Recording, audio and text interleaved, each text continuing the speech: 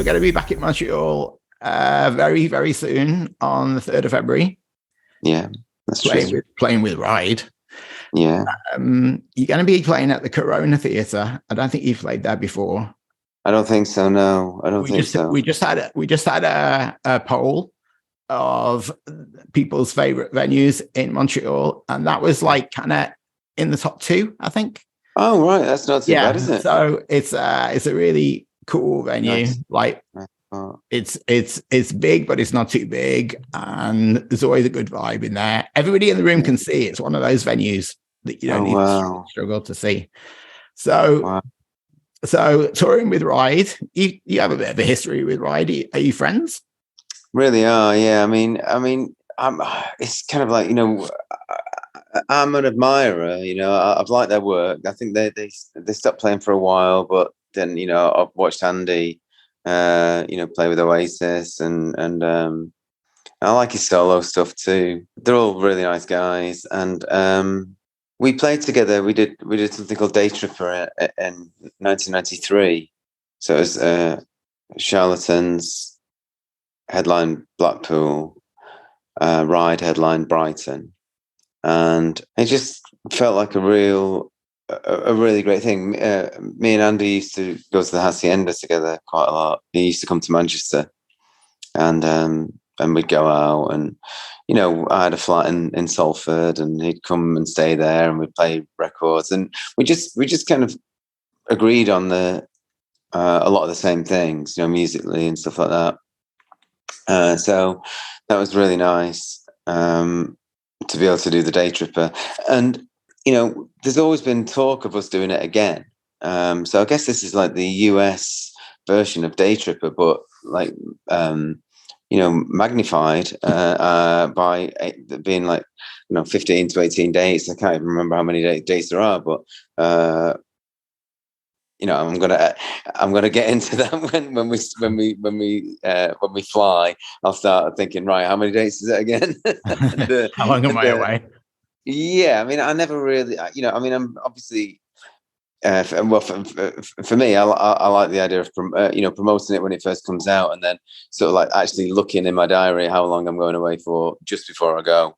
That's the excitement for me. A lot of the shows are selling out as well. Are you surprised that like that you're still so popular in North America? I'm not surprised, but I'm not. It's okay. But I'm not surprised, but I'm happy. And you're going to be fighting between 10th and 11th. In full, in order as well? Certainly in full, and certainly all in one go. Not sure about the order yet. I think we might walk on to the first track on side 2, which is a track called Subtitle. I think, without giving too much away. Okay. I think we'll do that, and then probably and then do it in order after that. Okay, so that album is your second album. Yeah. Why that album? And also, can you still relate to the album? Because the lyrics on that album are very like, it's all about self-doubt and things like that. It's quite an introspective album. Yes, like, when you're singing that album live, can you put yourself back in that space? I mean, I certainly remember the time. I mean, for me, I kind of like the idea of the tour being called, you know, Between Nowhere, as opposed to Friendly Nowhere or Some Nowhere, because the alternative really was for us to do the first album. I think, you know, it was either the first or the second album. That was the idea. Between 10th and 11th has always been a little bit of an anomaly, really, for the Charlatans. It's kind of like we went from doing something that really like sunshiny, Della Soul-y, kind of like flower power pop, to something introspective and kind of like, as you said, riddled with self-doubt and awkwardness, I suppose. And I guess that was kind of like, you know, a mixture of a lot of things. Like, you know, we kind of like, I don't know, really. We kind of run out of ideas in a lot of ways, and had to build a lot of them up in the studio. And some were more successful than others, we thought, at that time.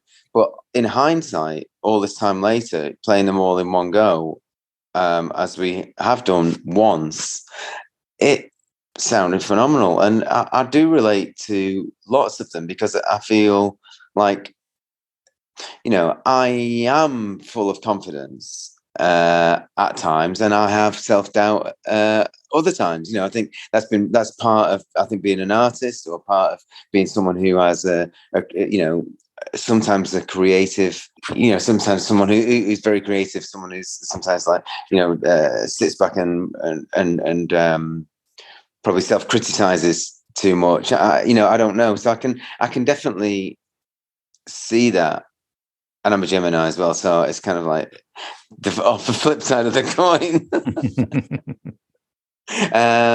And I do relate to it, yeah. I mean, certainly I don't want to see the sights, certainly Chewing Gum Weekend, certainly, musically, for sure, End of Everything, Not Even the Rain. It's kind of, I don't know, it just kind of takes off for me. Page One is just brilliant. So I'm happy to be doing that. Ignition, I've always enjoyed that.